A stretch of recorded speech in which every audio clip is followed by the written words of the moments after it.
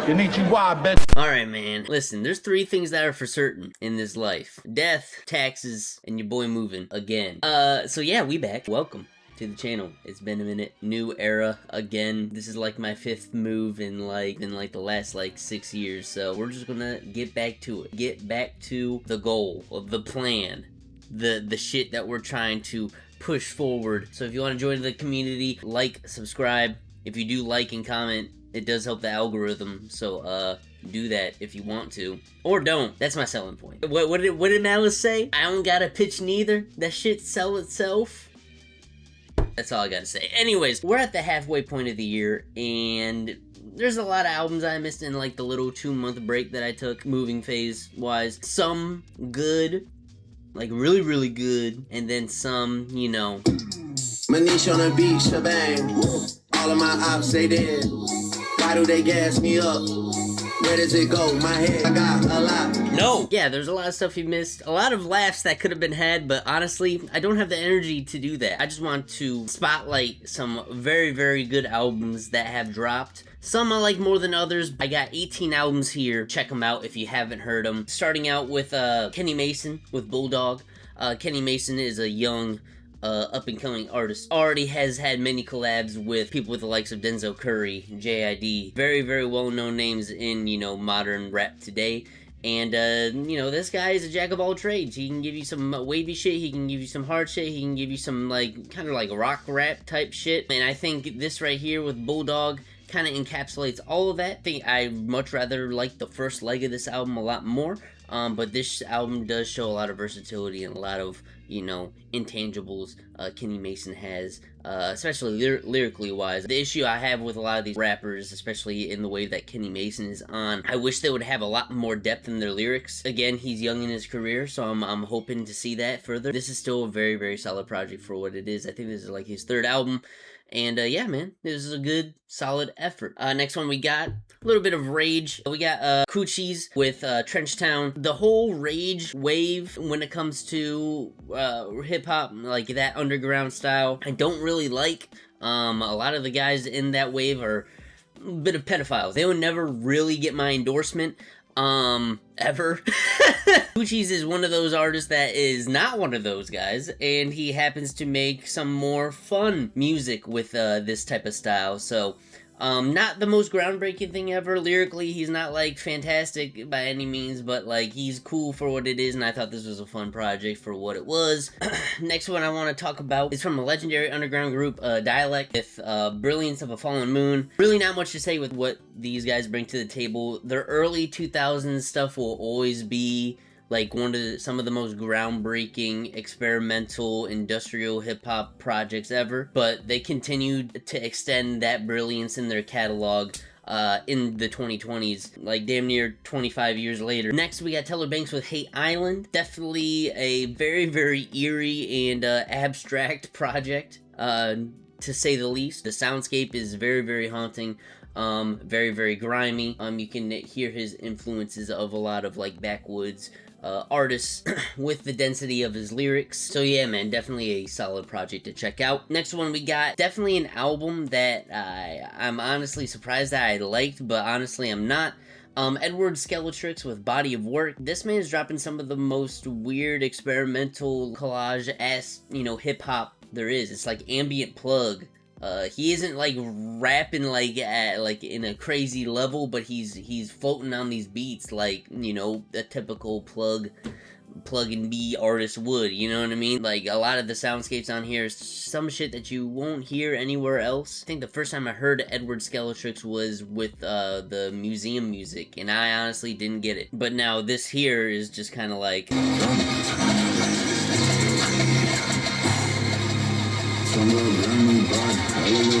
yeah, this shit's ethereal as shit. Like, it's like I said, soundscape is what's definitely pushing this forward, in the evolution of what kind of like Cardi was going for. I think Edward Skeletrix along with another artist we'll talk about here pretty shortly. I think these guys are like the next evolution of what's going on. We're being teleported and entranced into another fucking world. Next one I want to talk about, another entrancing album, but with the lyrics at the forefront. Elucid and Seb Bash with I Guess You Had to Be There. Seb Bash and Elucid have great chemistry on here. Not Elucid's best project, but another one that really is very reflective in what he's trying to you know, present on here. It's a very personal project, and Elucid just comes up with new ways to just make his style of rap just so interesting and compelling, and he is one of the best writers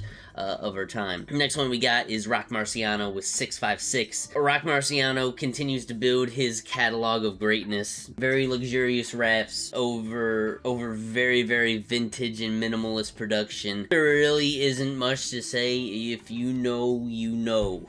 That's all I got. Then next one I want to talk about is Blue in Exile with Time Heals Everything, an album that I was very high on when I first heard it, but the more time I gave it, it definitely grew off me a little bit, but it's still a solid project for what it is. The second of what it looks like to be a trilogy with Blue in Exile. It looks like they're spelling out Below the Heavens. These guys just still reminisce on their breakout tape. Yeah, man, no, this is great. I think this is even better than the first, which was Love the Ominous World. You know what I mean? Exile does his thing on the production. Blue ups the ante even more, especially with the guest that he has on here. He definitely has to step it up. Black Thought, Mahakami, Rome Streets, and a super cold verse from Ice Cold Bishop, man. Definitely one of the best features of the year. Like, there's not really much to say. You know exactly what you're getting from a Blue in Exile project, and this one is just another strong one within their catalog. Next one we got is Vince Staples with Crybaby. Vince Staples gets into a whole different lane with this one, in a more rock, political hip-hop lane, very reminiscent of his Hell Can Wait era, and he definitely, like, fleshes it out to a much more hard-hitting sense. There are some areas that I do feel like could have been a lot better, especially when it comes to the production side. Like, I feel like a lot of the production is a little bit samey on here. The highs on here, Big Bad Wolf and Blackberry Marmalade, like, there's tracks on here that are definitely his most interesting and definitely his most captivating song since his Big Fish Theory era. I think Vince Staples isn't signed anymore, so he's dropping what he wants to drop. So if this is the beginning of something, it's very exciting to hear. I really enjoyed this. Next one we got is V's with Y'all Won. I mean, is there anything to really talk about? Like, I don't know what else to tell you. Just say, all I gotta say is, thank you. This shit ain't hard to see. Bye. All bad bitches heard about me, they be trying me. All I do is hit the bitch quick. Yeah, I remember when this came out. I was flying down to, you know, the Sunshine State to move, and yeah, my day was like completed. Like, my whole week was like, oh, we won. Anyways, next one I want to talk about, Samara Sin, Detour. A little bit of a detour on her road to the big breakout album, and yeah, man, this is a cool little EP that shows a lot of versatility. Again, Samara Sin definitely knows how to balance the righteous with the ratchet, I guess, with her lyrics. Her singing voice is super dope as well. Yeah, man, just more versatility shown on here. Some of her strongest tracks are on here, man. Ooh Shit. I think Free, Ooh Shit, fucking Bushwick has grown on me a lot. I didn't think I liked Bushwick in my first reaction that I did to it. Nomad, Highest, Over the Influence. I think I basically said the whole entire EP, damn near.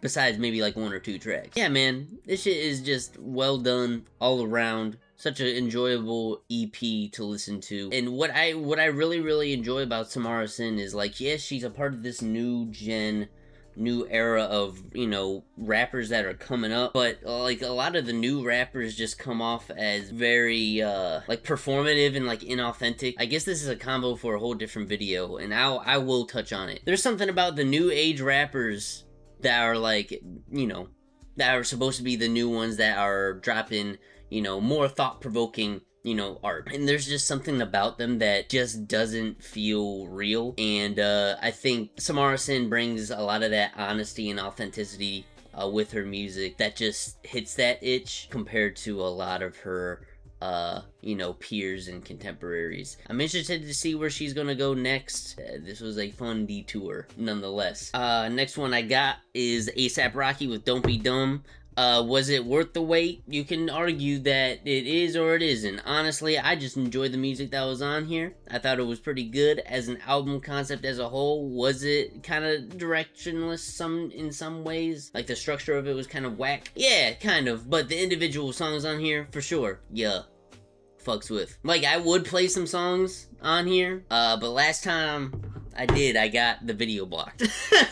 I did a reaction to this when it dropped. I know, if you saw it, thank you. If you didn't, sorry man, you missed out. But yeah, I did do a reaction to this when it first dropped.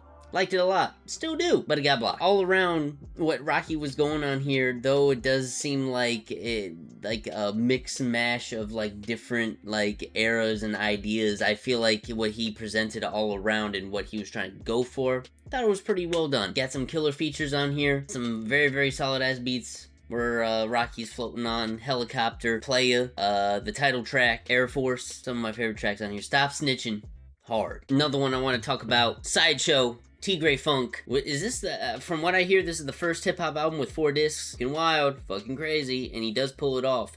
Is there some areas where I feel like it probably could have been condensed to like 2 to 3 discs? Yeah, of course, yeah, you know.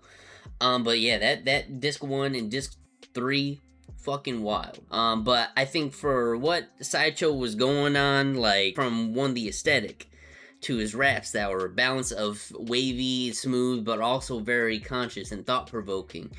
Balancing all of that along with a consistent aesthetic with the parable at the start of each and every disc. I thought all around this is a very, very meticulous and well put together project. Production on here is it's so damn good. I don't really got too many critiques besides making it shorter. There's no reason for this album to be as long as it is, but I get it at the end of the day. This shit is good. This album right here is going to be looked at as one of the definitive important projects in Sideshow's catalog, and yeah man, there's really not much to say about this. This was very, very enjoyable, very, very fun, but very, very dense. You know how I said earlier that, you know, a lot of the rage artists just are either just make shitty music or they're just terrible people? Well, the next one we got here, I think he is the one that makes probably the best rage trap music right now, and that's Slayer.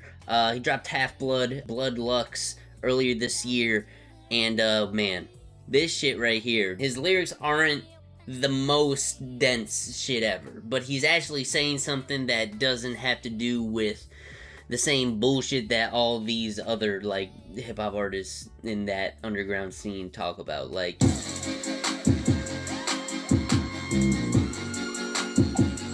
And there's layers to the production!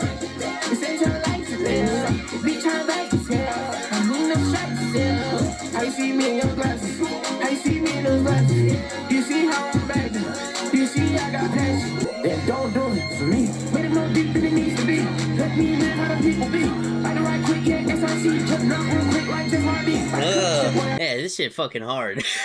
None of these albums were ranked up to this point. Like, they're just a mix mash of everything and just quick shout outs and all that. But these, the definitive last 4 here, these are the 4 best shits that I've heard this year. Some people are gonna be like, yeah, predictable. I know, it is predictable. I got the album on wax. Hold on, I'll be right back. Alright, man, yeah, we got Pompeii, Utility, Earl Sweatshirt, Mike, Surf Gang. Earl and Mike rapping on wavy ass beats, but still having something like of substance to say, man. And there isn't much to say other than that. For how long it is and how it's structured, like it's very well put together. The Earl Sweatshirt side, I definitely prefer more to the Mike, because it just like that album just feels like another extension of, you know, Live, Laugh, Love. But I feel like both of these guys, you know, they're pushing forward their authenticity over different production, and it just comes off very, very well, and there's really not much to say. Next one we got is Navy Blue with Surrender. Didn't know that this was a trilogy, or like the third in a trilogy. I wasn't catching on. Definitely wasn't. My media literacy is is just going down the drain. Obviously, it's gotta be. But yeah, man, no, this was pretty damn great. Navy blue with one of the most densest projects he has yet. I honestly think this is actually one of his more inaccessible projects that he's dropped. But with that comes with some dense-ass writing, poetry, crazy features from Arm & Hammer, Mike Shab, Ka. Earl Sweatshirt was on here too, dropping one of, his many great features ever. And Navy Blue just continues to show so much vulnerability in his writing, but it's gone to a point where, it's not depressing. It's more looking at one's self-worth, knowing oneself, and having, ownership for one's temple. It's very therapeutic, meditative as always, and this is the shit that I just want to hear, including the albums that are above it. Like, this is the type of shit in my point of my life that I'm trying to hear. Like, I don't want to hear too much bullshit, because there's a lot of bullshit that's out right now. Project right here is just one of the many that give me some type of feeling and some type of hope that we gonna be okay. Next one is Jade with On Everything I Love. I came across this album on Twitter, crazy with how much I hate Twitter, and I found it. And yeah, ever since then, I already talked about this one in depth with the artist spotlight video a few months back. And man, what a well put together project. Such a vulnerable project as well. Her pen is so damn good. Can't lie, this gives me the same vibe that I had when I first listened to No Name. This is so well put together. How she digs into her sexuality and whatnot, and how she digs into, past relationships and past traumas that she's had, how she's trying to find ways to heal, coping mechanisms and all. This is, man, over some very ethereal and entrancing production. Some of it is very reflective and meditative as well. When I said this album's perfect for a walk, I definitely mean it. Springtime, fall time, even in the winter, fuck it. Take a walk in the brisk, temperatures. With this album, God, this shit is just so well done. And then finally, my album of the year, By Storm with My Ghost Go Ghost. What a haunting project. Just straight up. What a haunting project. Even though it sounds like they're going into a more brighter direction, mentally, at least I hope, coming out of this project, they also have that ghost on their shoulder, man. And Richie and Parker, they just fucking crushed it.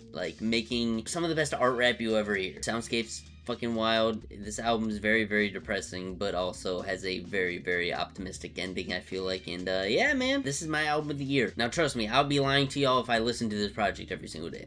I would be. My most listened to project on here is the Jade album and probably the Earl project. But as far as just overall impact and what this album delivers on, this is the standard. This is the album of the year for me. Enjoying, for the most part, what this year's holding. That is my list / compilation of albums that I very much enjoyed and you should definitely check out. And yeah, man, that's all I got. That's all I will say. I'll leave it at that. Like, subscribe for more, all of that. If you want this shit to really blow, that helps the algorithm a lot. But yeah, man, I'll leave it at that. See you on the next one. Peace. Take care.